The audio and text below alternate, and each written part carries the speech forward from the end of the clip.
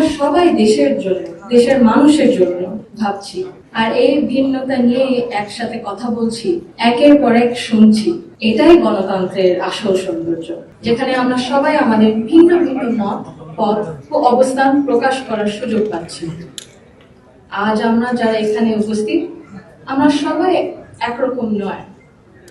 আমাদের আদর্শ আলাদা, অভিজ্ঞতা আলাদা, দৃষ্টিভঙ্গিও আলাদা, কিন্তু তারপরে আমরা একসাথে বসেছি, আলোচনা করছি, কারণ আমরা সবাই দেশের জন্য, দেশের মানুষের জন্য ভাবছি। আর এই ভিন্নতা নিয়ে একসাথে কথা বলছি, একের পর এক শুনছি। এটাই গণতন্ত্রের আসল সৌন্দর্য। আমার আগে যারা সম্মানিত প্যানেলিস্টরা কথা বলেছেন, তাদের সবাইকে আন্তরিক ধন্যবাদ জানাই। আপনারা অনেক কিছু বলেছেন, হয়তো বা আমিও বলে ফেলবো, আমাদের একটা মাইন্ডসেটে সিমিলারিটি আছে। আমার খুব ভালো লেগেছে।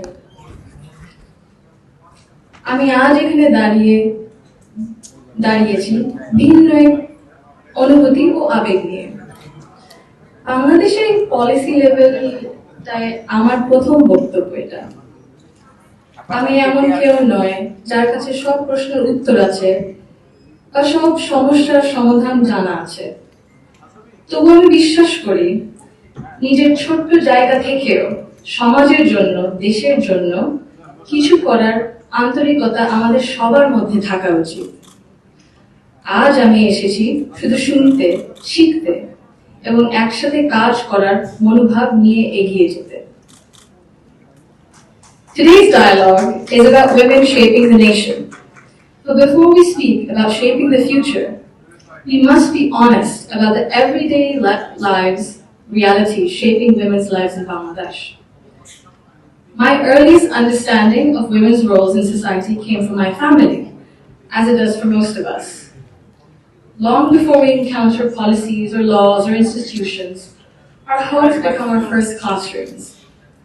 They teach us what is possible, what is acceptable, and what is expected.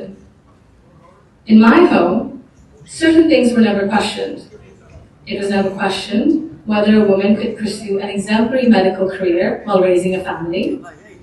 It was never questioned whether a woman could build a nationwide social welfare organization on her own merits. It was never questioned whether a woman was fit to lead, to command authority in a room full of men. And it was never questioned whether the men in our lives would stand alongside the women in their lives as equals.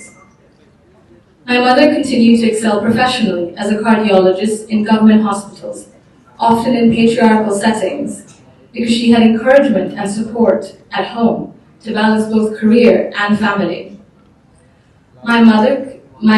In 1979, my Nanu, Saide Balman Banu, began using her own home to open a free elementary school for vulnerable and disadvantaged children.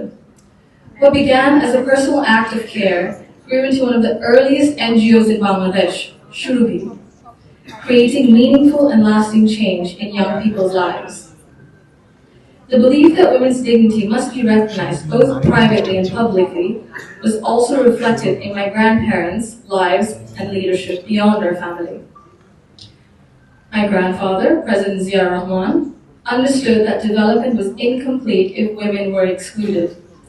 He saw women as capable contributors at home, at work, and in public life. And that belief carried into the choices he made as a leader. Under his leadership, the expansion of the garment sector meant millions of women entered formal work for the first time, gaining independence and income.